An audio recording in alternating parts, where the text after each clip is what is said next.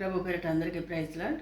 దానియేలు గ్రంథం 5వ అధ్యాయం 24, 25. దాంట్లో బెల్షస్సర్ గురించి రాస్తుంది. ఎందుకంటే దేవుని మాట వినకుండా ఇష్టానుసారంగా జీవిస్తున్నాడు. రాణులు, ఉపపత్నులు వాళ్ళందరితో దేవుని ఉపకరణాలు తీసుకొచ్చి ద్రాక్షారసం తాగుతున్నారు. ఈయన ప్రాణం దేవుని చేతిలో ఉందని, ఆయన సముఖంలో ఉన్నాడని, ఆయన మార్గాలన్నింటిలో ఆయన కాపాడునని ఏది కూడా యోచించలేదు, ఆలోచించలేదు. కాబట్టి దేవుని అరచేయి వచ్చి గోడ మీద ఒక రాత రాసి వెళ్ళిపోయింది. అదేంటి? మెనే మెనే టెకేలు ఫార్సిన్.